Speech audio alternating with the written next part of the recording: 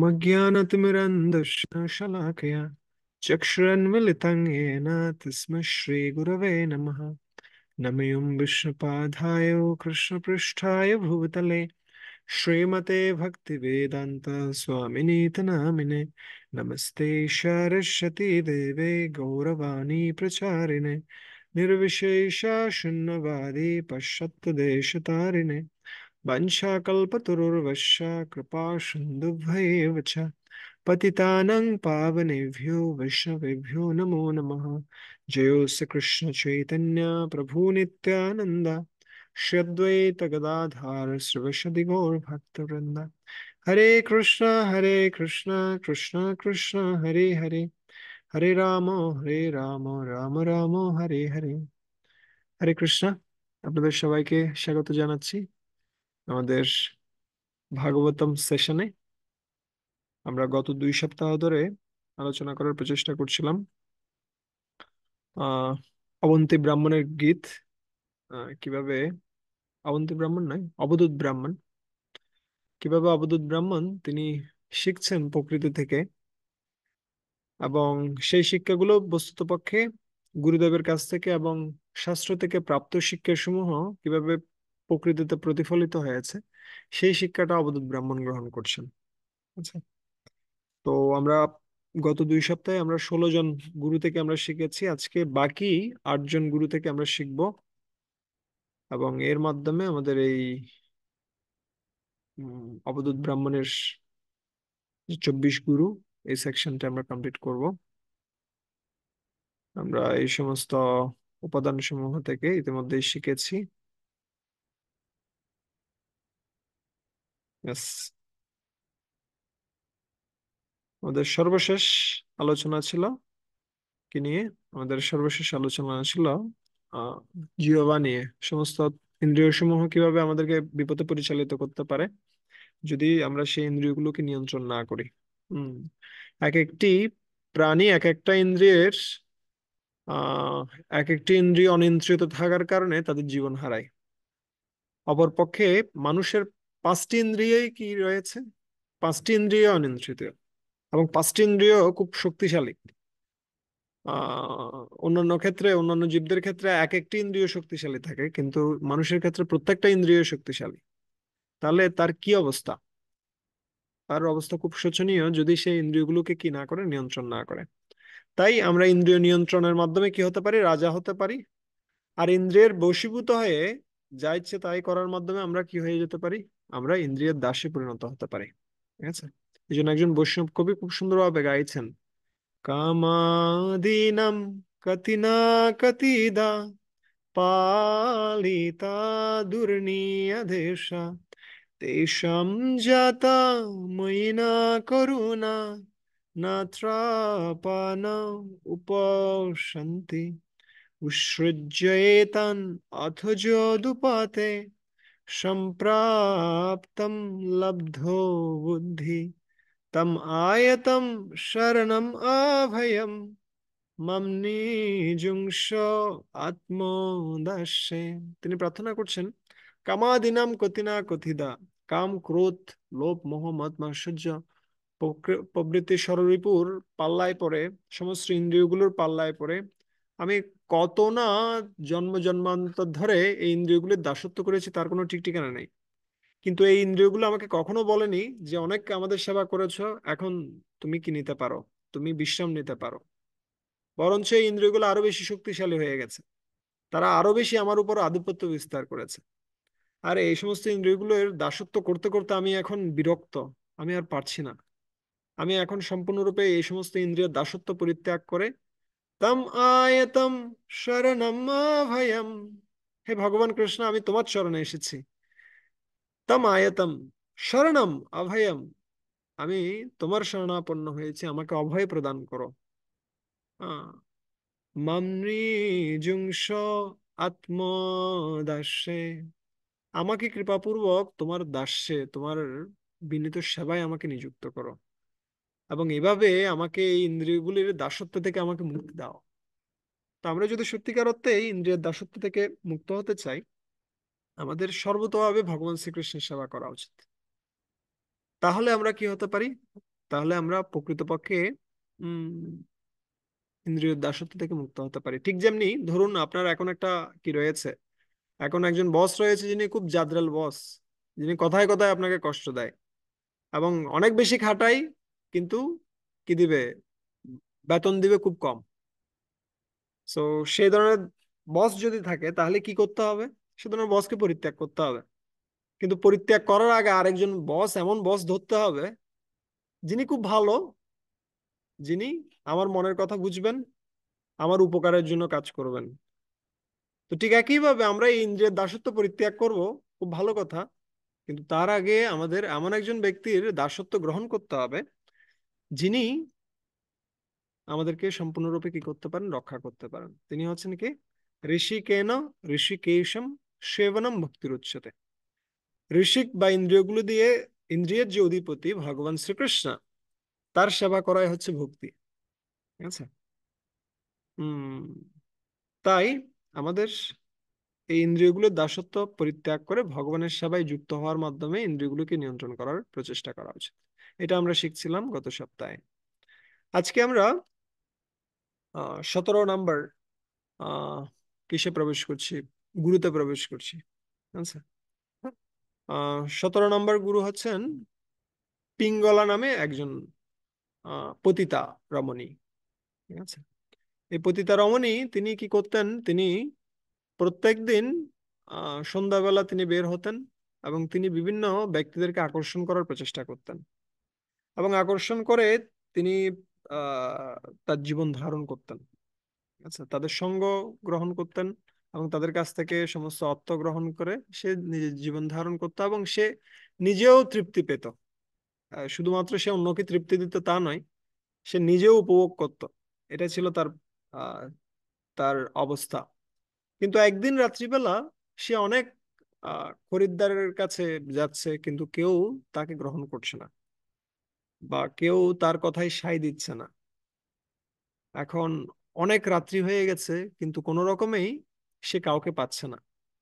আর এমন একটা সময়ে তার হৃদয়ে বিরক্তির উদয় হয়েছে এবং সে উপলব্ধি করতে পারছে, আমি কিসের জন্য এই কাজটি করতে যাচ্ছি। আমি এই ইন্দ্রিয়গুলির কি করার জন্য, ইন্দ্রিয়গুলির আহ সংভোগ করার জন্য, আনন্দ লাভ করার জন্য আমি বাইরে অনেক ব্যক্তিকে খুঁজছি যারা আমাকে অর্থ দিতে পারে, দৈহিক আনন্দ দিতে পারে, কিন্তু আমার হৃদয়ে তো ভগবান বসে রয়েছেন, তাকে কেন আমি খুঁজছি না। ঠিক আছে। তিনি খুব সুন্দরভাবে একটা খুব সুন্দর শ্লোক উচ্চারণ করছিলেন। শন্তম সমীপে রমণম রতিপ্রদম বিত্তপ্রদম নিত্যমিমম বিহায় अकामदं दुःखभयादिशोक मोहप्रदं तुच्छमहं भजाज्ञा সন্তম সমীপে রমণম রতিপ্রদম। খুব সমীপে, খুব কাছাকাছি, কিন্তু সন্তম পরমেশ্বর ভগবান শ্রীকৃষ্ণ, যিনি পরমাত্মা রূপে প্রত্যেকের হৃদয়ে রয়েছেন, তিনি আমার হৃদয়ে রয়েছেন এবং তিনি খুব কাছাকাছি রয়েছেন। আমাকে বাইরে গিয়ে কাউকে খুঁজতে হবে না। এবং তিনি আমাকে কি প্রদান করতে পারেন? রমণম। রমণম মানে হচ্ছে কি, তিনি প্রকৃতপক্ষে ভালোবাসা প্রদান করতে পারেন, তিনি আনন্দ প্রদান করতে পারেন, রতি প্রদাম। ঠিক আছে। এবং তিনি কি প্রদান করতে পারেন? বিত্ত প্রদাম। বৃত্ত প্রদাম মানে হচ্ছে কি, সমস্ত অর্থ ধন সম্পদ যা কিছু আমি প্রার্থনা করছি তুচ্ছ মানুষদের কাছে, সেই সমস্ত বিষয়গুলো ভগবান এমনিতেই প্রদান করতে পারেন। নিত্যম ইমম বিহায়। এবং তিনি যে সমস্ত ধন সম্পদগুলো প্রদান করবেন, আনন্দ প্রদান করবেন, তিনি যে ভালোবাসা প্রদান করবেন, সেটা নিত্য। এবং তিনি আমার হৃদয়ে নিত্য অবস্থান করছেন। কিন্তু তাকে বিহায়, তাকে পরিত্যাগ করে আমি এমন কিছু ব্যক্তির শরণাপন্ন হচ্ছি, আমি এমন অজ্ঞ ব্যক্তিদের শরণাগত হচ্ছি, ভজে অজ্ঞা, এমন অজ্ঞ ব্যক্তিদের শরণাগত হচ্ছি যারা অকামদম, যারা কোনো কি করতে পারে না, যারা কোনো এ, বাসনা পরিপূর্ণ করতে পারে না, যারা নিজেরা দুঃখ ভয় শোকে পরিপূর্ণ, যারা নিজেরা মায়ামোহ জালে পরিপূর্ণ, মোহপ্রদম, সে ধরনের তুচ্ছ ব্যক্তিকে আমি ভজনা করছি। কিন্তু আমি কাকে ভজনা করছি না? আমি ভগবান শ্রীকৃষ্ণকে ভজনা করছি না, যিনি আমার হৃদয়ে অবস্থান করছেন। তাকে খোঁজার জন্য অন্য কোথাও যাওয়ার প্রয়োজন নেই, তিনি আমার কাছেই অবস্থান করছেন। কিন্তু আমি তাকে ভজনা না করে আমি কাকে ভজনা করছি? আমি অন্যান্য সমস্ত ব্যক্তিদেরকে ভজনা করছি। ঠিক আছে? কিন্তু দেখুন, দ্রৌপদীর ক্ষেত্রে দ্রৌপদীর পাঁচজন কি ছিলেন? শক্তিশালী স্বামী ছিলেন। কেউ তাকে রক্ষা করতে পারেনি। কে রক্ষা করতে পেরেছে? পরমেশ্বর ভগবান শ্রীকৃষ্ণ রক্ষা করতে পেরেছে। একই ধরনের একটা ভজন আমরা কোথায় শুনি? আহ একজন বৈষ্ণব কবি গাইছেন, সৌরভের আসে পলাশ শুকিলি, নাশাতে বসিল কীট, ইক্ষুদণ্ড ভাবি কাট চুষিলি, কেমনে পাইবি মিঠ, কেমনে পাইবি মিঠ, অবতার সার গোরাবতার, কেন না ভজিলি তারে। সো গোরাবতার, অবতার সার, যিনি অবতার সার শ্রী চৈতন্য মহাপ্রভু, তিনি অবতীর্ণ হয়েছেন আমাদেরকে উদ্ধার করার জন্য, কিন্তু তাকে ভজনা না করে আমরা সমস্ত কিছু ভজনা করছি। আর আমরা ইক্ষুদণ্ড ভাবি কাটো চুষিলে মন, আমরা মনে করছি এটা হচ্ছে কি কি সুগার কেন অথবা আখ। আখ এবং ইক্ষু এবং বাঁশ দুটি দেখতে একই রকম মনে হয়, কিন্তু যখন বাঁশ চেবোতে যাব তখন সেখানে কোনো রস নেই, বরঞ্চ আমার সম্পূর্ণ কি গাল কি হয়ে যেতে পারে, কেটে যেতে পারে। সো একইভাবে আমরা কি করছি, সৌরভের আসে পলাশ শুকিলে। আপনার পলাশ ফুল দেখেছেন? এই সময়টিতে পলাশ ফুল প্রচুর ফুটে সব জায়গায়, সরস্বতী পূজার পূর্বে। তো যখন আপনি পলাশ ফুল শুকতে যাবেন, এটা দেখতে খুব সুন্দর, কিন্তু যখন শুকতে যাবেন তখন দেখবেন এর ভিতরে প্রচুর পরিমাণে কীট রয়েছে। প্রচুর পরিমাণে কীট, এই কীটগুলো নাকের মধ্যে প্রবেশ করবে এবং সেখানে জ্বালাতন সৃষ্টি করবে। কোনো সুগন্ধি নেই, বরঞ্চ কীট রয়েছে। ঠিক একইভাবে এই জড়জগতের যত সমস্ত সুখ সমূহ যার পেছনে আমরা ধাবিত হচ্ছি, সেটা শুধুমাত্র মরীচিকার মতোই। সেটার প্রত্যাশা অনেক বিশাল, কিন্তু সেটা প্রাপ্তি অনেক কম। ঠিক যেমনি 1 কোটি টাকা দিয়ে একটা চকলেট কেনার মতোই। যদি বলেন যে আমি তোমাকে একটা চকলেট দিব, কিন্তু কত টাকা দিয়ে? 1 কোটি টাকা দিয়ে। তাহলে 1 কোটি টাকা দিয়ে একটা চকলেট কেনার কি মূল্য রয়েছে? তো ঠিক একইভাবে অনেক কষ্ট করে সামান্য পরিমাণে সুখ প্রাপ্ত হওয়া, যেটা হচ্ছে এই জড়জগতের নিয়ম, এবং সেই সামান্য সুখের পেছনে আমরা ধাবিত হচ্ছি। কিন্তু আমরা আমাদের হৃদয়স্থ যে ভগবান, যিনি সবসময় কি করছেন, আমাদেরকে আমাদের হৃদয়ে নিত্য বিরাজ করছেন, যিনি আমাদের সবসময় আনন্দ প্রদান করার জন্য উপস্থিত রয়েছেন, তাকে আমরা গুরুত্ব প্রদান করছি না। ঠিক আছে? আহ ঠিক যেমনি কস্তুরী মৃগের কথাও বর্ণনা করা হয়। কস্তুরী মৃগ, সে সব জায়গায় কি খুঁজতে থাকে? সব জায়গায় খুঁজতে থাকে কোথায় কি রয়েছে, সুগন্ধিটা আসছে। সে সম্পূর্ণরূপে পাগলের মতো খুঁজতে থাকে কোথা থেকে সেই সুগন্ধিটা আসছে। কিন্তু প্রকৃতপক্ষে কস্তুরী মৃগের নিজের নাভি থেকে কি হচ্ছে, সেই সুগন্ধিটা বের হচ্ছে, কিন্তু সে নিজে তা উপলব্ধি করতে পারছে না। ঠিক একইভাবে আত্মা সবসময় নিত্য এবং আনন্দময়, সচ্চিত আনন্দ এর মধ্যে রয়েছে। সো এই নিত্য আনন্দময় যখন আত্মা, যখন পরমাত্মার সাথে সংযুক্ত হয়, তখন সে সম্পূর্ণরূপে আনন্দ প্রাপ্ত হতে পারে। কিন্তু যদি একটা আত্মা আরেকটা আত্মার সাথে যুক্ত হবে, তথাপিও কিন্তু সে ওই রকম আনন্দ পাবে না। কেন? আত্মার আয়তন খুব ক্ষুদ্র, এবং এই ক্ষুদ্র ক্ষুদ্র 100টা আত্মা একসাথে আসলো এই ক্ষুদ্রই। কিন্তু এই ক্ষুদ্র আত্মা যখন অসীম ভগবানের সাথে যুক্ত হয়, তখন তার আনন্দটাও অসীম হয়। ঠিক আছে? যেমন 1 + ∞=ইনফিনিটি, না? অসীমের সাথে যা কিছু যুক্ত হবে সবকিছু অসীম। ঠিক একইভাবে একজন ব্যক্তি, সে ক্ষুদ্র, তার আনন্দও ক্ষুদ্র, কিন্তু যখন সে অসীম সত্তার সাথে যুক্ত হয়, পরমেশ্বর ভগবানের সাথে যুক্ত হয়, তখন তার আনন্দটাও বিশাল হয়। ঠিক আছে? তাই এভাবে সে চিন্তা করতে লাগলো যে আসলে এই যে দেহ, যে দেহ থেকে আমি আনন্দ পাওয়ার প্রচেষ্টা করছি, সেই দেহটি একটি রক্ত মাংসের থলি ব্যতীত আর কিছু নয়। এবং এর উপরে একটা প্রলেপ রয়েছে, যে প্রলেপের কারণে আমি আকর্ষিত হচ্ছি, বা আমার দ্বারা অন্যরা আকর্ষিত হচ্ছে, কিন্তু এই প্রলেপের মধ্যে যে সমস্ত উপাদানগুলো রয়েছে কোনোটিই কি নয়, কোনোটি আকর্ষণীয় বস্তু নয়। রক্ত, মাংস, মজ্জা, কফ, পিত্ত, বায়ু, এই সমস্ত কোনোটাই আনন্দদায়ক নয়। সো আত্মা হচ্ছে আনন্দদায়ক, এবং আত্মা যখন ভগবানের সাথে যুক্ত হয় তখন সে পূর্ণ আনন্দ প্রাপ্ত হতে পারে। এবং এভাবে চিন্তা করতে করতে তিনি, সেই পিঙ্গলা বেশ্যা, তিনি বলছেন, আশা হি পরমম দুঃখম নৈরাশ্যম পরমম সুখম যথা সঞ্চিদ্য কান্তাসম শুকম শুষ্বাপ পিঙ্গলা। আশা হি পরমম দুঃখম, যখন আমরা আশা করি তখন আমরা পরম দুঃখের সাগরে পতিত হই। ঠিক আছে, ও আমাকে এটা করবে, ও আমাকে এটা দিবে, ও আমাকে ওখানে নিয়ে যাবে। আমরা কিন্তু অন্যদের কাছ থেকে অনেক বেশি এক্সপেকটেশন করতে শুরু করি যখনই কারোর সাথে রিলেশন হয়। কাউকে যখন আমরা চিনি না তার থেকে কোনো এক্সপেকটেশনও নেই। আর যখনই কারোর সাথে রিলেশন তৈরি হয় তখন সাথে সাথে এক্সপেকটেশনও তৈরি হয়। আর যখনই আমরা আশা করতে থাকি ও আমাকে এটা দিবে, ওটা দিবে, ওটা দিবে, ব্যক্তিগুলো তো ব্যক্তিগুলোর একটা লিমিটেশন আছে। এমন নয় যে ব্যক্তিগুলো কি অসীম, সে ব্যক্তির মনের ভাব বুঝতে পারবে, ব্যক্তির প্রয়োজন অনুসারে সমস্ত কিছু প্রদান করতে পারবে। না, হয়ে ওঠে না, এবং সেটা কারো পক্ষেই সম্ভব নয়। কিন্তু যখন আমরা অন্যদের কাছ থেকে আশা করতে থাকি তখন আসলে আমরা দুঃখের সাগরে পতিত হই। কিন্তু যখন আমরা অন্য কারো কাছ থেকে আশা করি না, আমরা সম্পূর্ণরূপে সন্তুষ্ট থাকি যা আমরা পেয়েছি তা নিয়ে।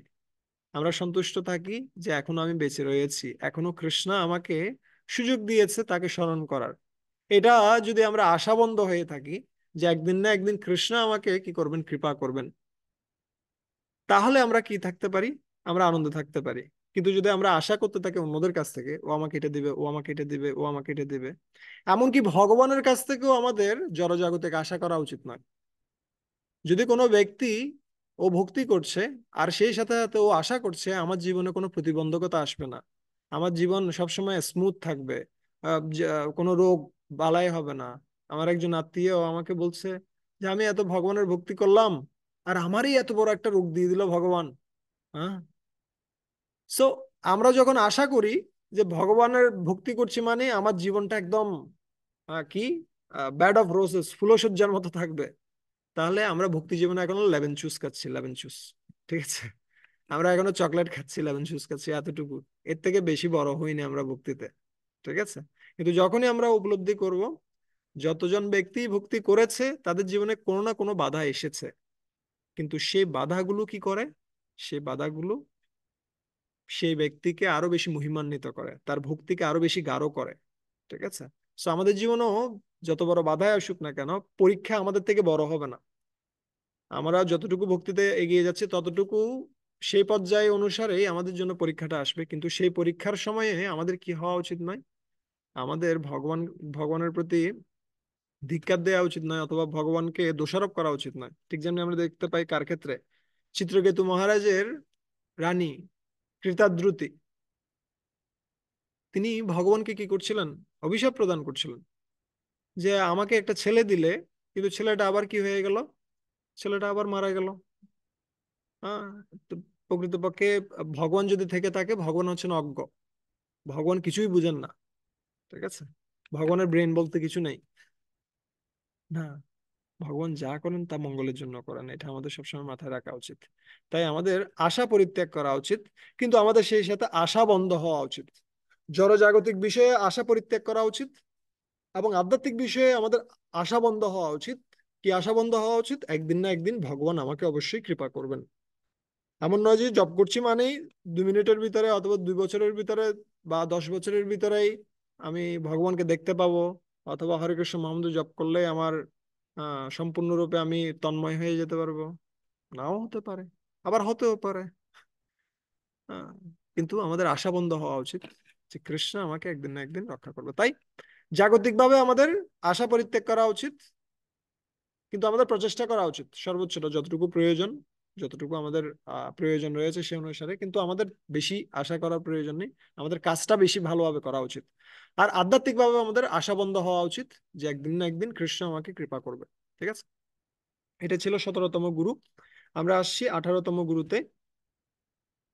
আহ 18তম গুরু হচ্ছে কে, একটা কুরারি পাখি, কুরারি, ইয়েস, একটা পাখি রয়েছে, যে পাখিটা কি করছিল, ও একটা খাবার সংগ্রহ করতে সমর্থ হয়েছিল, এবং এই খাবারটা সংগ্রহ করার পরে কি করেছে, সবাই মিলে তাকে চেপে ধরেছে। অন্যান্য পাখিগুলো দেখেন এমন ভাবে ধরেছে, ও কোথাও যেতে পারছে না। আর ওর গা, যত সমস্ত লোম ছিল, যত সমস্ত পালক ছিল, সব ছিঁড়ে ফেলছে। এ ধরনের একটা পরিস্থিতি। ঠিক আছে। আর একটা পর্যায়ে গিয়ে এই কুরারি পক্ষী তিনি চিন্তা করছেন, এই খাবারটা মুখে রাখলে আমি আরো বেশি ঝামেলায় পড়বো। তার চেয়ে ভালো হয় এই খাবারটা আমি কি করে দিই, পরিত্যাগ করে দিই, ছেড়ে দিই বাবা, এটা রাখলে আরো বেশি ঝামেলা। ঠিক আছে। তো এখান থেকে শিক্ষাটা হচ্ছে কি, শিক্ষাটা হচ্ছে যখন আমরা আহ যখন জীব কি পরিত্যাগ করে, জড়জাগতিক বাসনা পরিত্যাগ করে, এবং তার যে কর্তা ভাব রয়েছে, অহম মামেতি, আমি এবং আমার, এই ভাব যখন কেউ পরিত্যাগ করে, তখন সে প্রকৃত আনন্দ উপলব্ধি করতে পারে। এই জন্য আমরা অনেক সময় বলে থাকি, ভোগে নয় ত্যাগে পরম সুখ, না? আমরা বলে থাকি, কিন্তু আহ প্র্যাকটিস করা কঠিন রয়েছে। আমাদের অনেক কিছুই থাকতে পারে, আমাদের পসেশনে অনেক কিছু থাকতে পারে, কিন্তু আমাদের পসেসিভ হওয়া উচিত নয়। পসেসিভ মানে কি, আমার এটা না হলে চলবে না, এই ধরনের যেন মানসিকতা না থাকে। অনেক সময় আমি অনেক ব্যক্তিকে দেখেছি, আহ যাদের সবকিছু রয়েছে, কিন্তু যখনই কোনো একটা নতুন গ্যাজেট বের হচ্ছে, মনে হচ্ছে এটা আমার লাগবেই, এটা ছাড়া হবে না, এটাও লাগবে, ওটাও লাগবে, ওটাও লাগবে। কিন্তু এই লাগবে লাগবে করতে করতে দেখা যায় কি, সে তার নিজের জীবনকে অনেক বেশি কি করে ফেলছে, অনেক বেশি কমপ্লেক্স করে ফেলছে। আচ্ছা। তো আবার অন্য দিক দিয়ে, যে বৈরাগ্য মানে এমন নয় যে, বৈরাগ্য মানে এটা নয় যে আমি কি হয়ে গেলাম, আমি কোনো দায়িত্ব নিলাম না, আমি নিজের ইচ্ছা মতো যা ইচ্ছে তাই করলাম, অথবা আমি অলস হয়ে পড়ে থাকলাম। না, এটা নয়। বৈরাগ্য মানে হচ্ছে কি, আমি কিছু নিম্ন আহ প্রকৃতির বিষয় পরিত্যাগ করে আমি উচ্চ প্রকৃতির কিছু বিষয়কে আমি গুরুত্ব প্রদান করছি। আমি একটা সিম্পল এক্সাম্পল দিই। ধরুন, আপনি একটা ক্লাসে গিয়েছেন, আপনি ক্লাসে গিয়ে একদম প্রথম সারিতে বসেছেন। বসার পরে আপনি যে চেয়ারটাতে বসেছেন, আপনি, আপনার মনে হচ্ছে এই চেয়ারটাতে যেটাতে আপনি বসেছেন সেটাতে একটু সমস্যা রয়েছে, কোন একটা জায়গায় একটু প্রবলেম রয়েছে, যেটার কারণে চেয়ারটা একটু নড়াচড়া করছে। ঠিক আছে। সো আপনার এই জিনিসটা বারবার মাথায় আসছে, যে এটা একটু নড়াচড়া করছে মনে হয়। আবার সেই সাথে আপনার মনে হলো যে এসির বাতাসটা একটু কম আসছে মনে হয়, আমি যে জায়গায় বসেছি সেই জায়গাটাতে একটু বাতাসটা একটু কম আসছে, কিন্তু অন্য অন্য জায়গায় সিটও খালি নেই। ঠিক আছে। তারপরে এক একটা সমস্যা আপনার মনে পড়ছে, একটার পর একটা, একটার পর একটা, যেগুলো ওই পরিবেশটাতে রয়েছে। ঠিক আছে। কিন্তু যদি আপনার চিন্তা থাকে যে আমি এই ক্লাসরুমটাতে বসতেও আসিনি, আমি ফ্যানের বাতাস খেতেও আসিনি, আমি এসেছি কিসের জন্য, আমি এসেছি কথা শোনার জন্য, আমি এসেছি ভালো কিছু জানার জন্য। যখন কারো এটা মাথায় থাকে, তখন ওর ছোট ছোট সমস্যাগুলো আর সমস্যা মনে হয় না। ও সমস্যাগুলোকে কি করতে পারে, পাশ কাটিয়ে উপরে উঠতে পারে। ঠিক আছে। যদি কারো কি থাকে, আহ উচ্চতর কোনো বাসনা থাকে। ঠিক আছে। ঠিক একইভাবে যখন আমাদের মধ্যে উচ্চতর বাসনা থাকে, রসবর্জম রসোপিয়স্যম পরম দৃষ্ট নিবর্ততে, যখন কারো উচ্চতর বাসনা থাকে ভগবানকে সন্তুষ্ট করার, যখন কারো উচ্চতর বাসনা থাকে গুরুদেবকে সন্তুষ্ট করার, তখন সে ছোটখাটো বিষয়গুলো নিয়ে খুব একটা মাথা ঘামায় না। এবং ছোটখাটো বিষয়গুলোর যখন পরিবর্তন হয়, ও অত বেশি কি হয়ে জানে, বিমর্ষ হয়ে পড়ে না। ঠিক আছে। তার প্রকৃত লক্ষ্যে সে সবসময় সবসময় স্থির থাকে। আমি এমন একজন শিল্পপতিকে চিনি, যার অনেক বিশাল কি ছিল, উম, এখনো রয়েছে ওনার, উনি বিশাল একজন ব্যবসায়ী ছিলেন, এখনো রয়েছেন। এখন অবশ্য ওনার পরিস্থিতিটা একটু আগের থেকে, আগে উনি খুব ফেমাস ছিলেন, এখন একটু নিচের লেভেলে নেমে এসেছেন। বিশেষ করে যখন আহ কোন একটা কারণে ওনার, কিসে, ওনার ফ্যাক্টরিতে আগুন লাগে। ফ্যাক্টরিতে যখন আগুন লাগে তার বিশাল একটা ক্ষতি হয়ে যায়। কিন্তু ক্ষতি হলে কি হবে, উনি দেখা যাচ্ছে মন্দিরে আগে যেরকম আসতেন ওই রকমই আসছেন, সবার সাথে নৃত্য করছেন, সবার সাথে হাসি মুখে কথা বলছেন। সবাই দেখে অবাক হয়ে গেছে যে এটা কিভাবে সম্ভব। কিভাবে সম্ভব আপনি কি করছেন, আপনি এভাবে জীবনযাপন করতে পারছেন। তখন ওই ভক্তটা বলছে যে আসলে আমার বিশ্বাস আছে গৌরনীতায় আমাকে কখনো ফেলবে না, আর আমি যদি এই গৌরনীতায় মন্দিরে আসি আমাকে কেউ না খাইয়ে রাখবে না। ঠিক আছে। আর আমি যে কৃষ্ণ কথা শ্রবণ করছি, আমি যে হরে কৃষ্ণ মহামন্ত্র জপ করছি, এটা থেকে আমাকে কেউ বঞ্চিত করবে না। আমার এতটুকু বিশ্বাস রয়েছে। তাই বাহ্যিক পরিবর্তনগুলো যাই আসুক না কেন, আজকে খুব খারাপ যাচ্ছে কিন্তু কালকে হয়তো আবার ভালো আসবে, কিন্তু সেগুলো আমার কাছে অত বেশি কি নয়, গুরুত্বপূর্ণ নয়। তার মানে এইও নয় যে আমি বলছি না যে যে যখন কোনো একটা খারাপ পরিস্থিতি আসছে তখন আমাদের গা ছাড়া হয়ে থাকা উচিত, তা নয়। আমাদের যা কিছু প্রয়োজন সেগুলো আমরা করতে পারি, কিন্তু সেই সাথে এটা আমাদের মাথায় রাখা উচিত, এই এখানকার যতগুলো পরিস্থিতি ভালো অথবা খারাপ সবকিছুই সাময়িক। ঠিক যেমনি আমরা যখন কি করছি, আমরা যখন ট্রেনে যাচ্ছি সে সময়টিতে দেখবেন প্রায় সময়ে ঝগড়া বাঁধে ট্রেনের সিট নিয়ে। হয়তো আধা ঘন্টার একটা পথ অথবা বাসের সিট নিয়ে আধা ঘন্টা 45 মিনিটের পথ, আপনি যদি ভালো সিটও পান আপনাকে ছাড়তে হবে, আপনাকে খারাপ সিট পেলেও ছাড়তে হবে, অথবা দাঁড়িয়ে গেলেও আপনাকে ছাড়তে হবে, আপনি বাসে থাকতে পারবেন না। ঠিক একইভাবে আমাদের এই জগৎটা কোনো না কোনোভাবে কি করতে হবে, পরিত্যাগ করতে হবে। তাই আমাদের কি করা উচিত, আমাদের উচ্চতর উদ্দেশ্যের দিকে বেশি কি দেওয়া উচিত, ফোকাস দেওয়া উচিত। তখন নিম্নতর যে উদ্দেশ্যগুলো সেগুলোতে যখন 19-20 হয় তখন কি হবে না, তখন আমাদের মধ্যে হতাশা সৃষ্টি হবে না। অনেক সময় ছোটখাটো বিষয়ের জন্য কি হয়ে যায়, বড় বড় সমস্যা সৃষ্টি হয়। আহ আমি একটা ব্যক্তি থেকে শুনছিলাম, একটা কাপলের মধ্যে, স্বামী স্ত্রীর মধ্যে বিচ্ছেদ হচ্ছে। কেন বিচ্ছেদ হচ্ছে, সমস্যা কি? সমস্যা হচ্ছে অ্যাসিড যে টেম্পারেচার সেটা অ্যাডজাস্টমেন্ট করতে গিয়ে কারো পছন্দ হচ্ছে 18, কারো পছন্দ হচ্ছে 14। সো এই অ্যাডজাস্টমেন্টটা আর কেউ করতে পারছে না, এই কারণে কি করতে হচ্ছে এখন, ডিভোর্স দিতে হচ্ছে। সো ছোট ছোট বিষয়গুলোর জন্য একটা বড় বড় সমস্যা। তাই যখন আমরা সমুদ্রের মধ্যে রয়েছি তখন সমুদ্রের মধ্যে ঢেউ আসছে, জোয়ার হচ্ছে, ভাটা হচ্ছে, বড় সমুদ্র মধ্যে বড় কোনো সাইক্লোন হচ্ছে, এগুলো একটা বড় সমস্যা। কিন্তু যখন আমরা প্লেনে রয়েছি, সমুদ্রে কি ঘটছে সেটা প্লেনকে আর কি করে না, অ্যাফেক্ট করে না।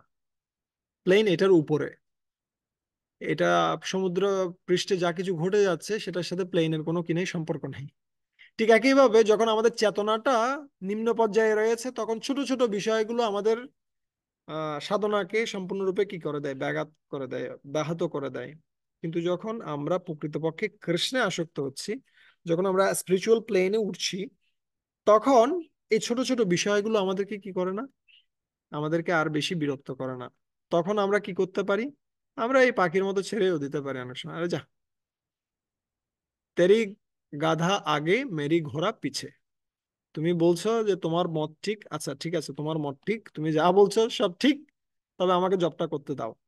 তুমি যা বলছো সব ঠিক, আমাকে গ্রন্থটা পড়তে দাও। তুমি যা বলছো ঠিক, আমাকে পড়াশোনাটা করতে দাও।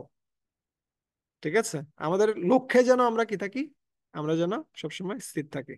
ঠিক আছে। ইয়েস। পরবর্তী যে গুরু সেটা হচ্ছে একটা বাচ্চা। বাচ্চা শিশুর ক্ষেত্রে কি হয়, বাচ্চা শিশুর ক্ষেত্রে উম সে মুহূর্তের মধ্যে কি হতে পারে, কোনো একটা কারণে খুব আনন্দিত, মুহূর্তের মধ্যে আবার কি হতে পারে, বিমর্ষ হতে পারে। কিন্তু তার যে বিমর্ষতা অথবা তার যে হর্ষতা, হর্ষ অথবা বিমর্ষা, যে কোনো পরিস্থিতিও থাকুক না কেন, তার মন সবসময় উৎফুল্ল রয়েছে।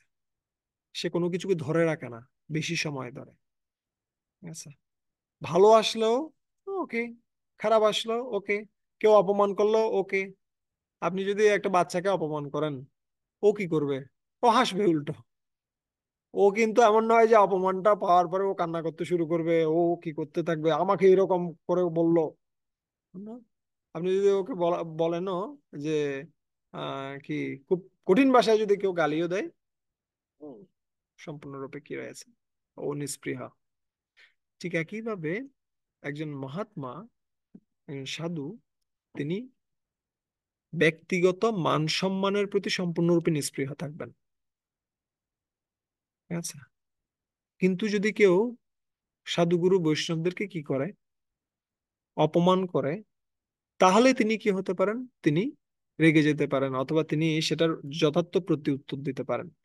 কিন্তু যখন ব্যক্তিগত বিষয়গুলো আসে, অথবা ব্যক্তিগত, অথবা আমার সাথে যাদের সম্পর্ক রয়েছে, যেটা জাগতিক সম্পর্ক, আধ্যাত্মিক সম্পর্ক নয়, যখন কথা আসে ওগুলো নিয়ে ও অত বেশি মাথা ঘামায় না।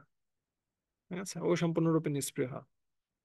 কিন্তু যখনই কি হয়, ঠিক যেমনি আমরা দেখতে পাই কার ক্ষেত্রে, শিবের ক্ষেত্রে।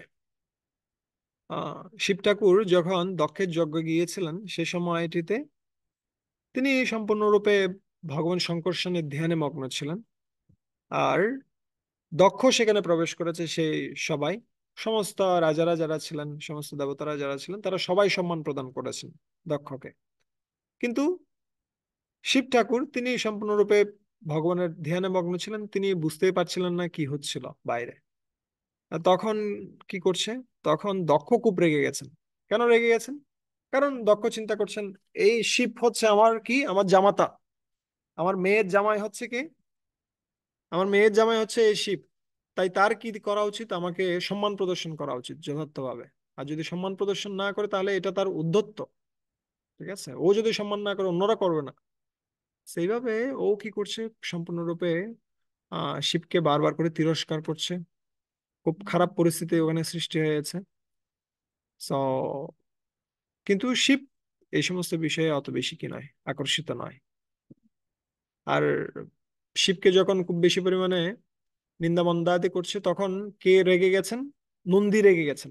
শিবের যে বাহন ছিল নন্দী, নন্দী রেগে গেছেন। নন্দী রেগে গিয়ে কাকে অভিশাপ প্রদান করছেন? দক্ষকে তো অভিশাপ দিলেনই, সেই সাথে কাকে অভিশাপ দিলেন? অন্যান্য যে সমস্ত ব্রাহ্মণেরা ছিল, যারা নিঃশুভ ছিল, তাদেরকে অভিশাপ দিয়েছেন আবার। সো এখানে আবার দেখা যায় কার ক্ষেত্রে, নন্দীর ক্ষেত্রে সে একটু বেশি বাড়িয়ে ফেলেছে বিষয়টাকে। ও দক্ষের অভিশাপের প্রত্যুত্তর দিচ্ছে, ঠিক আছে, কিন্তু দক্ষের সাথে যারা যারা ছিল, অন্যান্য সমস্ত ব্রাহ্মণেরা বা দেবতারা, তারা নির্দোষ ছিল। তারা পরিস্থিতির শিকার হয়ে ওইখানে বসেছিল। তাই বলে যে তাদেরকেও কি দিতে হবে, অভিশাপ দিতে হবে, তা নয়। আহ, সে রিয়াকশন দেখাতে গিয়ে ওভার রিয়াকশন করে ফেলেছে। এবং এই কারণে নন্দীকে কিন্তু অন্যান্য যে সমস্ত আচার্যরা তারা কি করছেন, খুব বেশি পরিমাণে কিও করছেন, ভৎসনাও করছেন, যে নন্দীর এই আচরণটা ভালো হয়নি। ও দক্ষকে বলতে পারে, কিন্তু অন্যান্য সমস্ত ব্যক্তিরা যারা রয়েছে তাদেরকে কি করা উচিত হয়নি। তো আমরা আমাদের ক্ষেত্রে, নিজেদের ক্ষেত্রে যখন কোনো একটা ঘটছে, কোনো একটা বিষয় ঘটছে, তখন আমরা সম্পূর্ণরূপে নিশ্চুপ থাকবো, ঠিক যেমনি কে ছিলেন, আহ, শিব ঠাকুর সম্পূর্ণরূপে নিশ্চুপ ছিলেন। কিন্তু যখন আমাদের বিষয়টা যখন যখন অন্যরা আহ, সাধুগুরু বৈষ্ণবদেরকে কি করছে, নিন্দা করছে, তখন আমাদের কি করা উচিত? আমাদের সেটাকে প্রতিহত করা উচিত। আমাদের সেটা যথার্থ উত্তর দেওয়া উচিত। কিন্তু যথার্থ উত্তর দিতে গিয়ে যেন আমরা আবার খুব বেশি পরিমাণে ইমোশনাল না হয়ে পড়ি। এবং ইমোশনাল হয়ে অনেকে এরকম করে, অনেকে পুরো প্রতিষ্ঠানকে দিয়ে গালি দেয়, অনেকে পুরো কি জাতিকে নিয়ে কি করে, ভৎসনা করে, যে এরা খারাপ, ওরা খারাপ, ওরা খারাপ। এটা করতে গিয়ে আমরা আবার কি হয়ে যাই, আমরা আবার অভিশাপের ভাগীদার হয়ে যাই। ঠিক আছে? সো আমাদের নিজেদের বিষয়ে খুব কি থাকা উচিত, নিষ্ক্রিয় থাকা উচিত। কিন্তু অন্যদের ক্ষেত্রে আমাদের কি হওয়া উচিত, আমাদের অন্যদের ক্ষেত্রে আমাদের প্রচেষ্টা করা উচিত সেটাকে সমাধান করার জন্য, কিন্তু সেখানেও খুব সাবধান থাকা উচিত। ঠিক আছে? যেটা আমরা শিখতে পাচ্ছি কার কাছ থেকে, উম এই বাচ্চা থেকে আমরা শিখতে পারি। ঠিক আছে? Yes. 20তম গুরু হচ্ছে একজন বিবাহযোগ্য রমণী। তিনি কি করছিলেন, তিনি তার আহ ঘরে বসেছিলেন। এমন সময় আহ, একটা বরপক্ষের কিছু ব্যক্তি তারা তাদের গৃহে এসেছেন। আর যখন গৃহে এসেছেন সে সময়টিতে ঘরে অন্য কোনো ব্যক্তি ছিল না। ওই রমণীটি একাই ছিলেন। কিন্তু যেহেতু ওরা দেখতে এসেছে, এখন তাদেরকে তো কি করতে হবে, আপ্যায়ন করতে হবে, কিছু না কিছু প্রদান করতে হবে।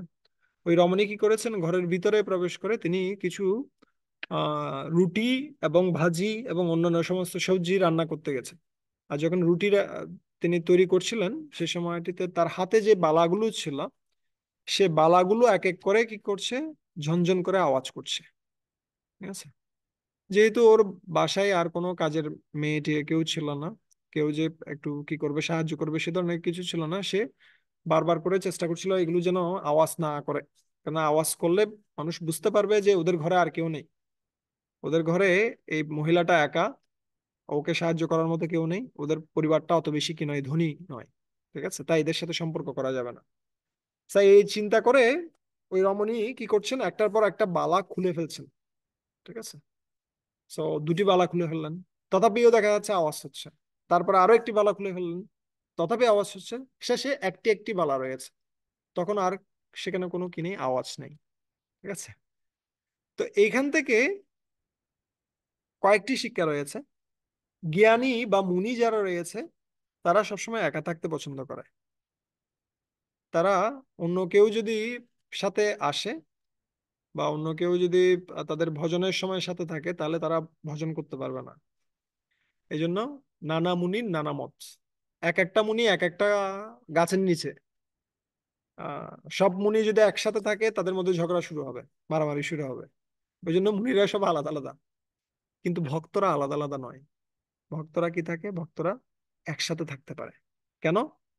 তারা সবচেয়ে কঠিন কাজটা করেছে। কেন ভক্তি সবচেয়ে বেশি কঠিন?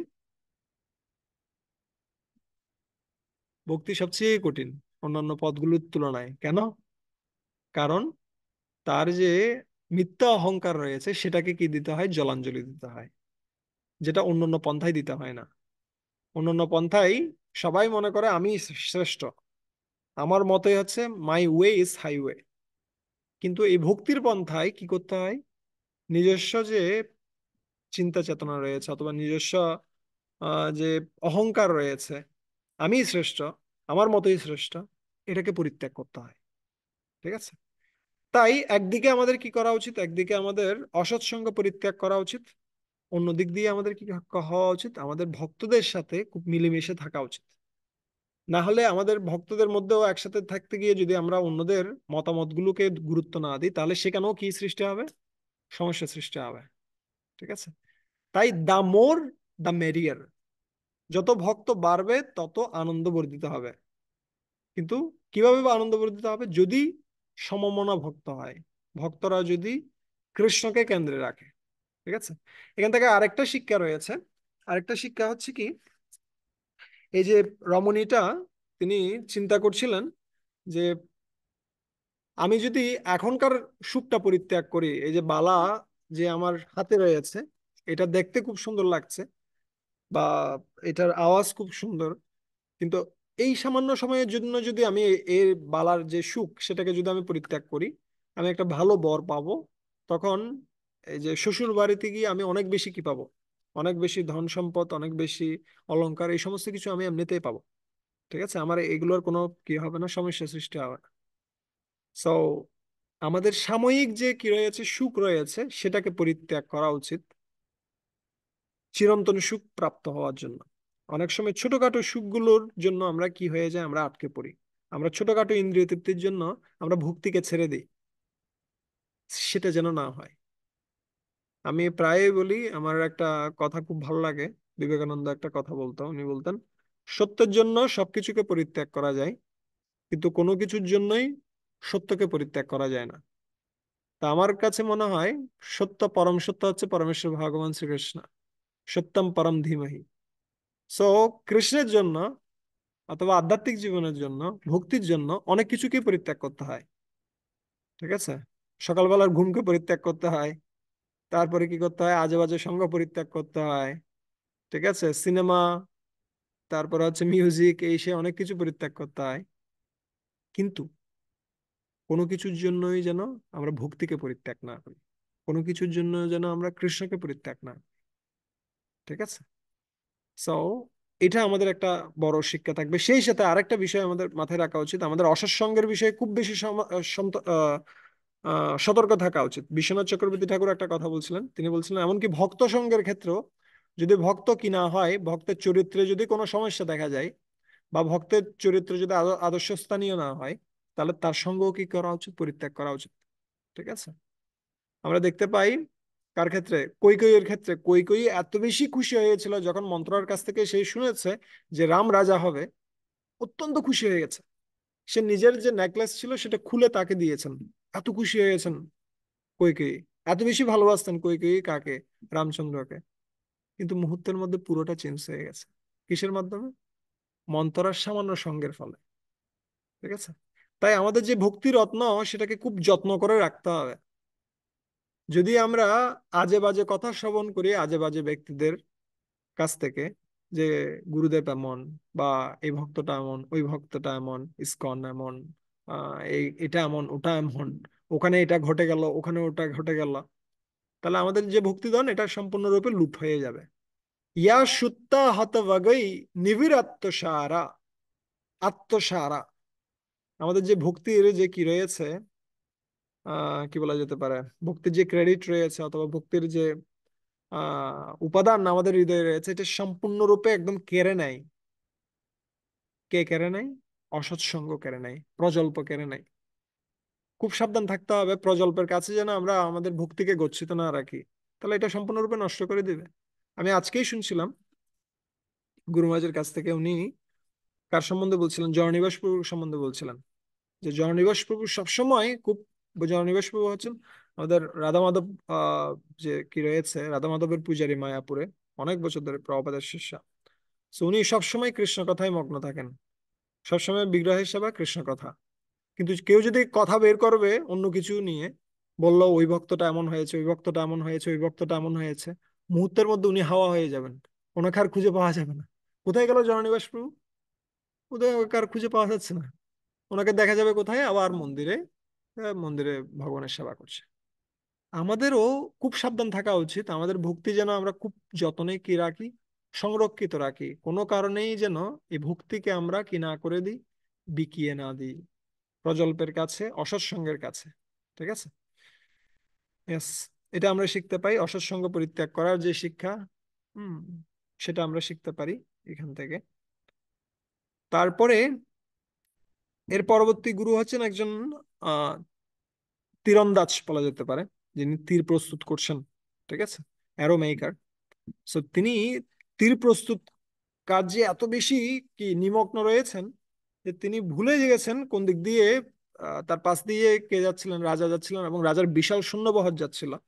কিন্তু তিনি সম্পূর্ণরূপে মগ্ন ছিলেন তার যে কার্য সেটাতে, যার কারণে তিনি সামান্য ভ্রুক্ষেপ করতে পারেননি যে কোন দিক দিয়ে রাজা আসছে, প্রজা আসছে, বা সমস্ত সৈন্যবাহিনী যাচ্ছে। তিনি সম্পূর্ণরূপে ওটা থেকে, ওটার প্রভাব থেকে সম্পূর্ণরূপে মুক্ত।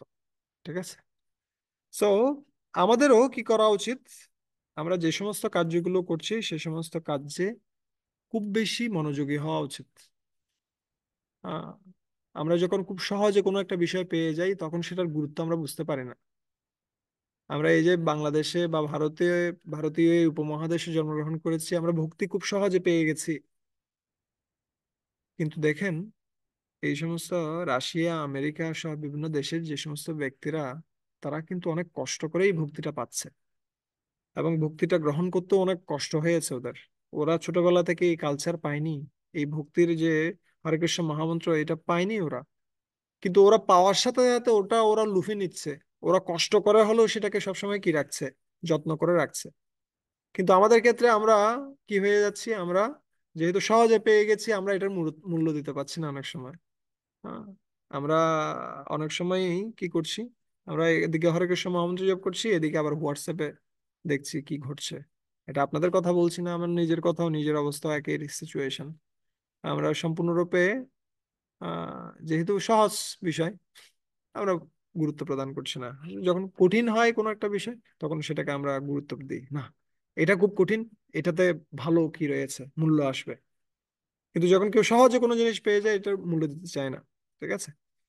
কিন্তু আমাদের খুব কি থাকা উচিত, আমাদের খুব আহ লোভ থাকা উচিত এই ভক্তির জন্য। আমাদের রূপ গোস্বামীপাদ বলছিলেন, ভক্তি লাভ করার, ভক্তি নামক রত্নটি লাভ করার একমাত্র মূল্য হচ্ছে কি?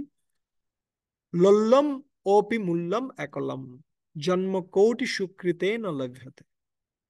কৃষ্ণ ভাবনার রস ভাবিতামতি, ক্রিয়তাম ইয়দি কুতোপি লভ্যতে, তত্র লল্লম চ মূল্যম একলম, জন্ম কোটি সুকৃতে ন লভ্যতে। যে এই কৃষ্ণ ভাবনার যে রস ভাবিতামতি, এটা খুব দামি পাথর আমরা পেয়েছি, ঠিক আছে?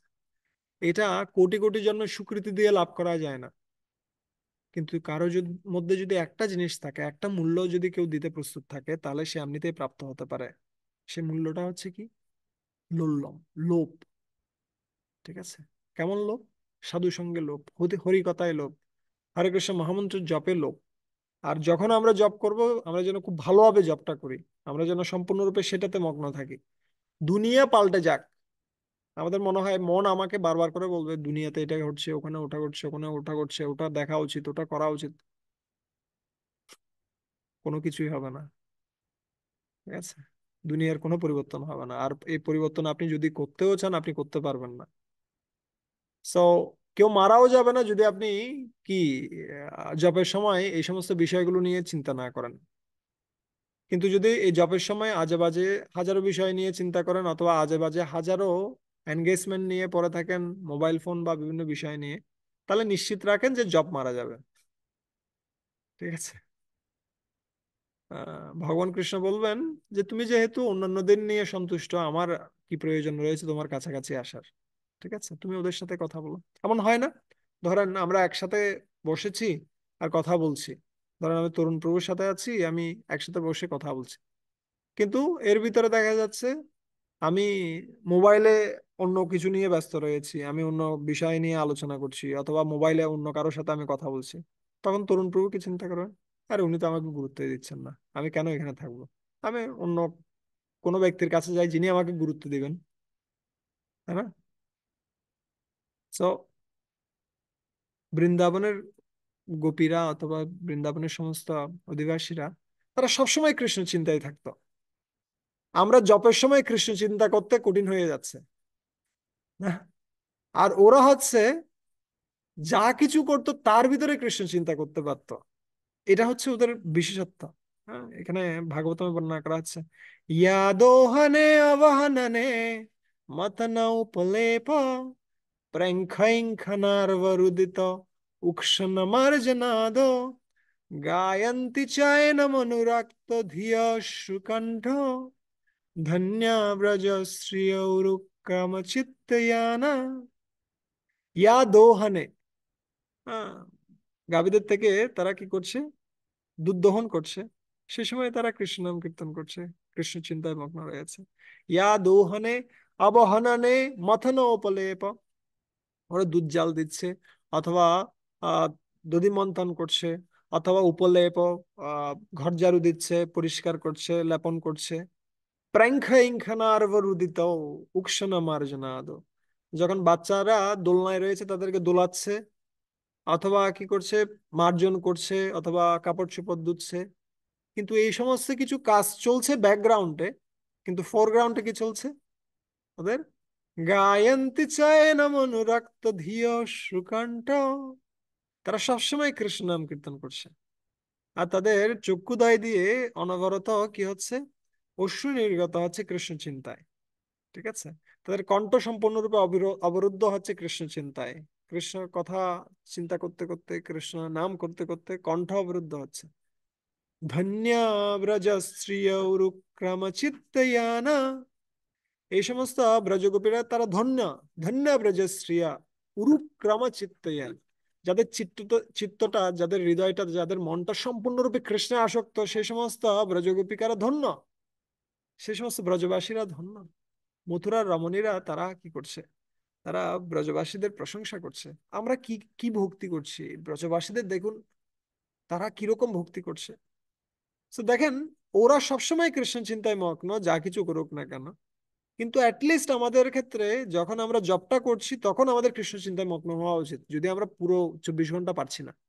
আমাদের চেষ্টা করা উচিত যে 2 ঘন্টা জব করছি সেই 2 ঘন্টা যেন সম্পূর্ণরূপে কৃষ্ণের জন্য থাকে। যতক্ষণ আমি গ্রন্থ পড়ছি সম্পূর্ণরূপে যেন গ্রন্থের জন্য থাকে।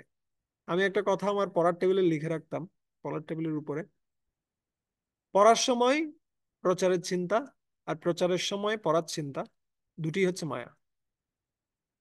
ঠিক আছে, দুটি মায়া, দুটাই আমাদেরকে কি করবে, আমাদের কর্তব্য থেকে বিচ্যুত করবে। তাই যখন যেটা করছেন খুব ভালোভাবে করেন। জব করছেন মানে এখন সময়টা হচ্ছে কৃষ্ণের জন্য, সম্পূর্ণরূপে কৃষ্ণের জন্য যেন সময়টা থাকে। ঠিক আছে, ওই ধরনের যদি অ্যাবজর্পশন আমাদের মধ্যে থাকে, ওই ধরনের যদি আমাদের মধ্যে সম্পূর্ণ কি উম সম্পূর্ণ নিমগ্নতা থাকে, তাহলে আমরা খুব শীঘ্রই কাকে প্রাপ্ত হব, ভগবান কৃষ্ণকে প্রাপ্ত হব। ঠিক আছে, লোভ জাগ্রত হবে এবং সেই লোভ দিয়ে আমরা ভক্তিকে ক্রয় করতে পারবো। ঠিক আছে, এবং 22তম যে গুরু, সেই গুরু হচ্ছে কে, সেই গুরু হচ্ছে একটা সর্প। সর্প, সর্পের দুটো গুণ রয়েছে। প্রথম গুণটা হচ্ছে কি, সে একচারী। একচারী মানে সে একা একাই থাকতে পছন্দ করে, সে অন্য কারো উপর নির্ভরশীল নয়। ঠিক আছে, ও একাকী কি রয়েছে। সো এটার অর্থ কি, এটার অর্থ হচ্ছে, এটা খুব সুন্দর একটা অর্থ আমি আজকে পেলাম, আমার খুব ভালো লাগছে কথাটা শুনে। আজকে সকালে আমি শুনছিলাম গুরু মহারাজের কাছ থেকে, উনি খুব সুন্দর একটা কথা বলছিলেন। উনি বলছিলেন যে আচ্ছা আমি সরাসরি এই লাইনটা পড়ি, আমার খুব ভালো লাগছিল লাইনটা পড়ে। উম আচ্ছা আমি এখানে দেখাতেও পারি হয়তো বা, কোথায় রয়েছে, খুব সুন্দর একটা কথা বলছিলেন।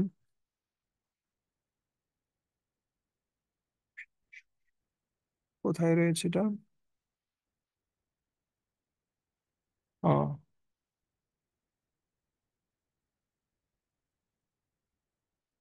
ওকে, এখানে রয়েছে।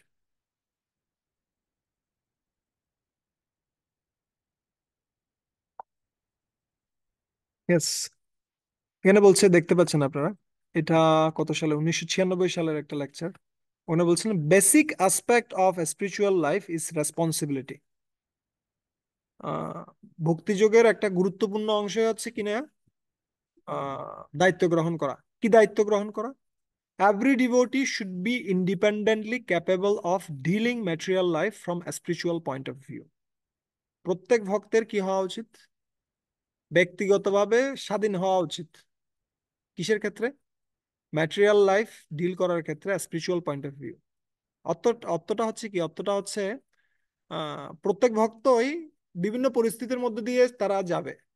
এমন নয় যে প্রত্যেক ভক্তের পাশে আরেকজন ভক্ত কনস্ট্যান্টলি রয়েছে 24 ঘন্টা জুড়ে, যে আপনাকে সবসময় বলবে এটা ঠিক নয়, এটা ঠিক, ওটা ঠিক নয়, ওটা ঠিক। না, আমাদের নিজেদের যাত্রাটা আমাদের নিজেদেরই করতে হবে। অন্যান্য ব্যক্তিরা আমাদেরকে হয়তো সাহায্য করতে পারে, কিন্তু আমরা প্রত্যেকেই প্রত্যেকের পরিস্থিতিতে একা। ওই পরিস্থিতিগুলোতে আমাদের কি থাকতে হবে, আমাদের নিজেদের গাড়িটা আমাদের নিজেদের চালাতে হবে, আমাদের নিজেদেরকে খুব সতর্ক থাকতে হবে যেন আমরা সবসময় কি থাকি, আধ্যাত্মিক দৃষ্টিকোণ থেকে বিষয়গুলোকে কি করে ম্যানেজ করি।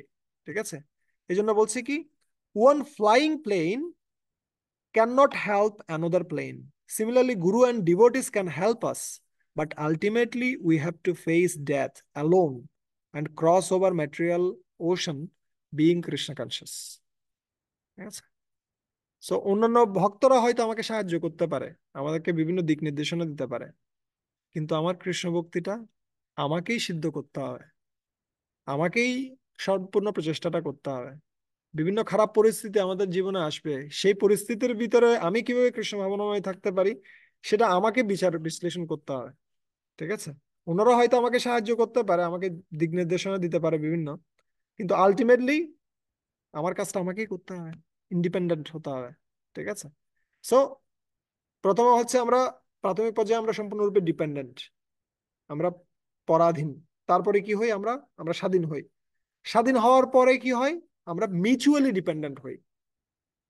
ঠিক আছে, আমরা সম্পূর্ণরূপে আমাদের যে ভক্তিটা আমরা নিজেরা খুব ভালোভাবে করতে পারছি, তখন আমরা একে অন্যকে সাহায্য করছি, আমরা একে অন্যের উপরে নির্ভরশীল হচ্ছি কিসের জন্য, আমাদের সংস্থাকে এগিয়ে নিয়ে যাওয়ার জন্য, আমাদের কৃষ্ণ ভাবনা প্রচারকে এগিয়ে নিয়ে যাওয়ার জন্য।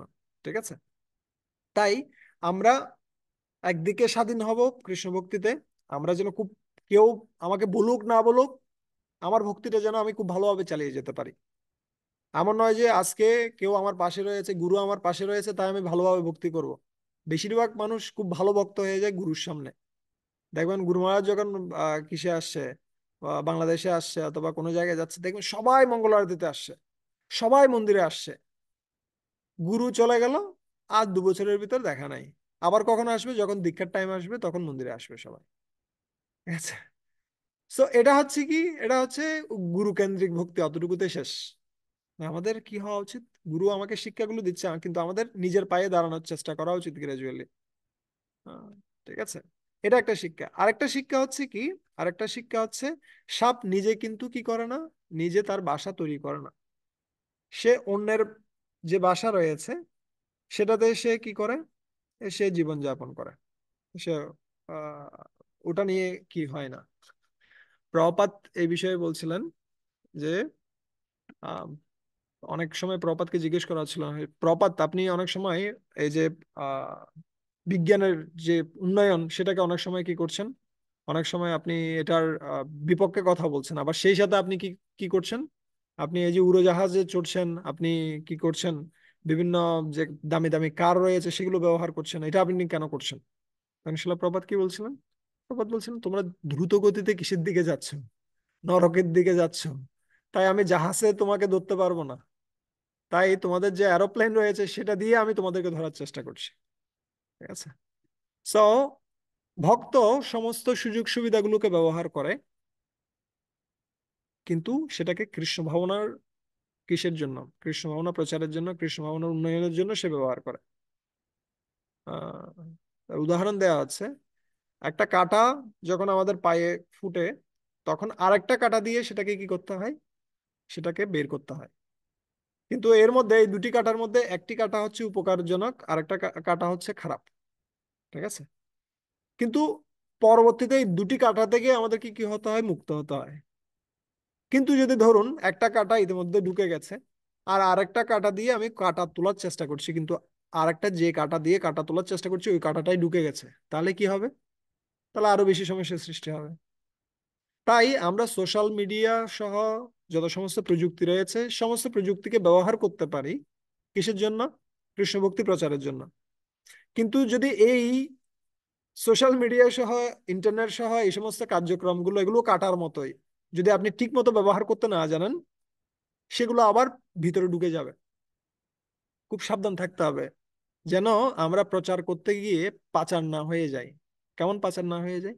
যদি এমন হয় যে আমি প্রচার করছি বলে আমার জপের সময়ে প্রচারের যে সমস্ত বিষয়গুলো এগুলো মনে পড়ছে বারবার করে, ওখানে ও আমাকে এটা বললো, ওখানে ও ওটা কমেন্ট করলো, ওখানে ওটা করলো, ওটা করলো, এগুলোর নিয়ে যদি খুব বেশি পরিমাণে চিন্তা হচ্ছে, তাহলে বুঝতে হবে কাঁটাটা কোথায় ঢুকে যাচ্ছে। কাঁটাটা নিজের পায়ে ঢুকছে, যে কাঁটা দিয়ে আমি কাঁটা তোলার কথা ছিল।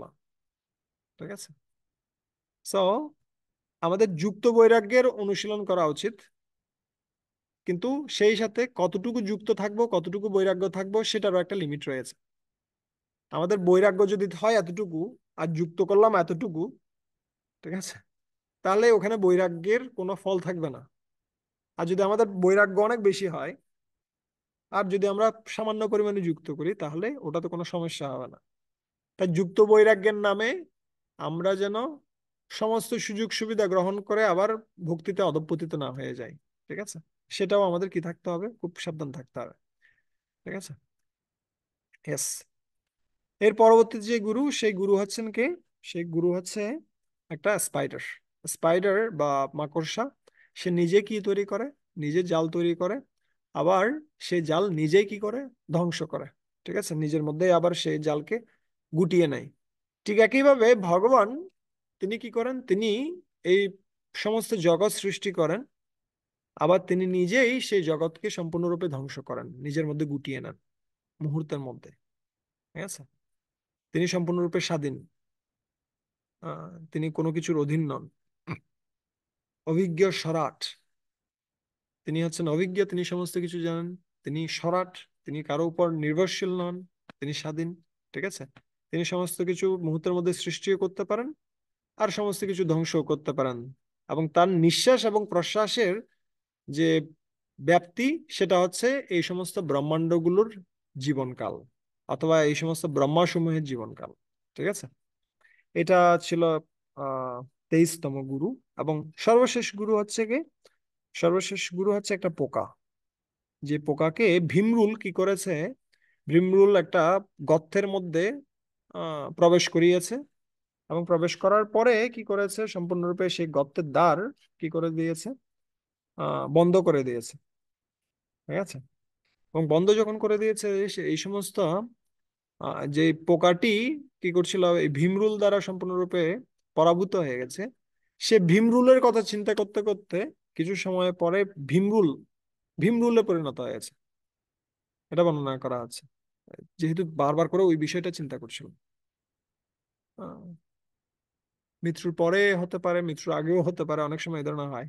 আমরা এ ধরনের অনেকগুলো প্রমাণ দেখতে পাই। দেখবেন, স্বামী স্ত্রী যখন, স্ত্রী স্বামীর খুব ভালো সেবা করছে, স্বামী স্ত্রীর খুব ভালো যত্ন নিচ্ছে, দেখবেন স্বামী স্ত্রীর চেহারাও একই রকম হয়ে যায় অনেক সময়। অনেক সময় জিজ্ঞেস করা হয়, আপনারা কি একই পরিবারে ছিলেন নাকি? দেখবেন কিন্তু চেহারাও একই রকম হয়ে যায় এদের মধ্যে, কেননা ভাবটা একই রকম হয়। আর অন্যদিক দিয়ে উদ্ধব, উদ্ধবের ক্ষেত্রে উদ্ধব এত বেশি কৃষ্ণ চিন্তায় নিমগ্ন ছিল, এবং কৃষ্ণের যত সমস্ত ব্যবহার্য বিষয়গুলো ছিল, তয়া উপভুক্ত শ্রগো গন্ধ বাস অলঙ্কার চর্চিত উচ্ছিষ্ট ভোজিনো দাসস্তব মায়ম জয়েমহি। তয়া উপভুক্ত, ভগবানের উপভুক্ত যে সমস্ত শক, মালা ছিল, গন্ধ ছিল, সুগন্ধি দ্রব্য ছিল, এই সমস্ত কিছু কে ব্যবহার করতো? উদ্ধব ব্যবহার করতো। আর এই সমস্ত কিছু ব্যবহার করতে করতে আর সবসময় কৃষ্ণ চিন্তা করতে করতে উদ্ধবের চেহারাটাও হয়ে গেছে কার মতো? কৃষ্ণের মতোই। ঠিক আছে, তো ভক্ত যখন সে সম্পূর্ণরূপে কৃষ্ণ চিন্তা করে, আহ, সে কৃষ্ণের যে সমস্ত গুণাবলী রয়েছে সেগুলো সে প্রাপ্ত হয়। কৃষ্ণের যে সমস্ত ঐশ্বর্য রয়েছে, কৃষ্ণের যে প্রেম রয়েছে, এই সমস্ত কিছু সে প্রাপ্ত হয়। ঠিক আছে, একই রকম সিচুয়েশন আমরা দেখতে পাই কার ক্ষেত্রে? জরাসন্ধ যে সমস্ত, তাদেরকে যে সমস্ত রাজাদেরকে আটকে রেখেছিলেন ভৈরবের কাছে, কাল ভৈরবের কাছে বলি দেওয়ার জন্য, সেই সমস্ত রাজারা তারা সবসময় কৃষ্ণ চিন্তা করছিল, এবং কৃষ্ণ চিন্তা করতে করতে কৃষ্ণের কাছে তারা একটা পত্র লিখেছেন যে, হে ভগবান, আপনি কৃপাপূর্বক আমাদেরকে কি করুন, রক্ষা করুন। আর তখন ভগবান এসে তাদেরকে কি করেছেন, রক্ষা করেছেন, তাদেরকে মুক্তি প্রদান করেছেন। আর মুক্তি প্রদান করার পরে সেই সমস্ত রাজারা বলছেন, আমরা এই মুক্তি চাই না, আমরা রাজ্য চাই না, আমরা এমনকি স্বর্গ রাজ্য চাই না, আমাদের যেন আপনার চরণে কি হয়, ভক্তি হয়। ঠিক আছে, একই রকম প্রার্থনা কেউ করছেন, বৃত্তাসুরও প্রার্থনা করছেন। न नाकपृष्ठं न च पारमेष्टं न सार्वभौमं न रसावधिपत्यं न योगसिद्धिरपनुर्भवं वा समञ्जस्वत्वा विरहर्यकाङ्क्षे। न नाकपृष्ठं, আমি ব্রহ্মার পদ চাই না। না পারমেষ্টম, না নাকপৃষ্ঠম না পারমেষ্টম, আমি পারমেষ্টি বা ব্রহ্মার পদ চাই না। আমি কি চাই না, আমি এই জগতের যে কি, নাকপৃষ্ঠম মানে হচ্ছে এই জগতের যে আধিপত্য, সেটা আমি প্রাপ্ত হতে চাই না। আমি এমনকি ব্রহ্মার পদ প্রাপ্ত হতে চাই না, পারমেষ্টম। না সার্বভৌমম, না রসাধিপত্যম, আহ আমি এমনকি স্বর্গের আধিপত্য অথবা এই জগতের আধিপত্য সেটা আমি প্রাপ্ত হতে চাই না, অথবা পাতাল লোকের আধিপত্য সেটা আমি প্রাপ্ত হতে চাই না। তাহলে তুমি কি চাও? বলছে আহ न नाकपृष्ठं न च पारमेष्टं न सार्वभौमं रसाधिपত্যম न যোগ সিদ্ধির, আমি যোগ সিদ্ধিও চাই না, অপনুর্ভবম বা অথবা মুক্তিও চাই না। আমি কি চাই? সামঞ্জস্যত্বা বিরহরিয়কাংক্ষে, আমি আপনার শুধুমাত্র সেবা করতে চাই, আমি আপনার ভক্ত হতে চাই। ঠিক আছে, অহম হরের তব পাদ একমূলম দাসানুদাস ভবিতাস্মি ভূয় मनस्मरेत श्रुपते गुणंस्ते गृणीत वाक कर्म करो तुकाय। हे भगवान हरि, अहम हरेर तब पादो एक मूल দাসানুদাস ভবিতাস্মি ভূয়। হে ভগবান, আপনার চরণে দাসের অনুদাসের অনুদাস আমি হতে চাই। ঠিক আছে, মনুস্মরেত সুপতে গুণংস্তে, আমি দেহ দিয়ে আপনার সেবা করতে চাই, আপনার দাস হতে চাই, আমি মন দিয়ে সবসময় আপনার গুণাবলী স্মরণ করতে চাই। ঠিক আছে, তারপর কি করতে চাই? আহ মনুস্মরে ত্বশপতে গুণংস্তে গৃণীত বাকো কর্ম করো তুকায়। এবং আমার বাক্য দিয়ে আমি আপনার গুণকীর্তন করতে চাই। আর কি করতে চাই? আমি আপনার সমস্ত আমার সমস্ত শরীর দিয়ে আপনার সেবা করতে চাই। ঠিক আছে, এভাবে কায় মনোবাক্যে আমি আপনার সেবা করতে চাই। তো একজন ভক্ত যখন এভাবে সবসময় চিন্তা করতে থাকবে যে আমি সর্বতোভাবে ভগবানের গুণকীর্তন শ্রবণ করতে চাই, আমি সর্বতোভাবে কি করতে চাই, আমি ভগবানের গুণকীর্তন উম, চিন্তা করতে চাই মনে মনে, আর দেহ দিয়ে আপনার সেবা করতে চাই, আপনার ভক্তের দাসের অনুদাস হতে চাই। এভাবে যখন সবসময় চিন্তা করতে থাকবে, একটা সময়ে গিয়ে ভক্ত সেই রকম একটা গতি সে প্রাপ্ত হবে, সেরকম ভক্তি তার হৃদয়ে সে ধারণ করতে পারবে। ঠিক আছে, এভাবে 24 জন গুরুর কথা কে বর্ণনা করছেন? অবধূত ব্রাহ্মণ বর্ণনা করছেন।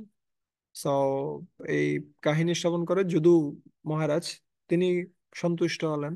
তিনি কি করলেন, তিনি ব্রাহ্মণকে অত্যন্ত শ্রদ্ধা করলেন। এবং এই কাহিনীটা কে বর্ণনা করছেন? এই কাহিনীটা প্রকৃতপক্ষে ভগবান শ্রীকৃষ্ণ উদ্ধবকে বর্ণনা করছেন। হুম। সেভাবে আমরা ভগবানের মুখ থেকে এই 24 জন গুরুর যে বর্ণনা, সেটা আমরা প্রাপ্ত হলাম। এখান থেকে যদি আমরা ভালো কিছু শিক্ষা আমাদের জীবনে প্রয়োগ করতে পারি, তাহলে আমাদের জীবনটা অনেক সুন্দর হবে। ঠিক আছে, কারো যদি কোনো প্রশ্ন থাকে তাহলে হ্যান্ড রেজ করতে পারেন।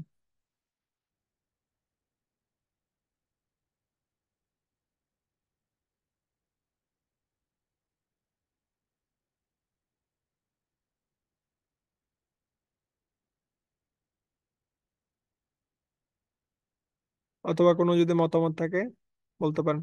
লক্ষ্মী নারায়ণ প্রভু, আপনি অনেক সময় ধরে আমাদের সাথে ছিলেন, প্রতি সপ্তাহে ক্লাস করছেন। আপনার যদি কোনো মতামত থাকে বলতে পারেন। অনেক সুন্দর প্রভু, অনেক সুন্দর। হরে কৃষ্ণ। অনেক সুন্দর পাঠ আলোচনা এবং হচ্ছে 24 জনের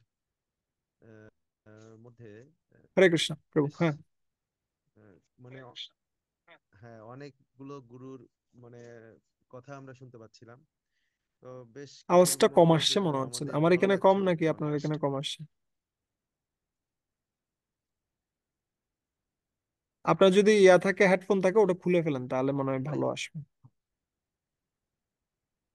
হরে কৃষ্ণ প্রভু। হ্যাঁ প্রভু, বলুন। ধন্যবাদ প্রণতি নিবেদন করছি। হ্যাঁ, খুব ভালো ছিল, আলোচনাগুলো খুবই সুন্দর। আসলে এই কথাগুলো অনেকভাবে হয়তো আমরা দেখছিলাম, কিন্তু উপলব্ধিটা ছিল না। আজকে বেশ ভালো উপলব্ধি হলো প্রভু। ওকে, ধন্যবাদ। সর্বনাথ প্রভু, আপনি কিছু বলবেন? হরে কৃষ্ণ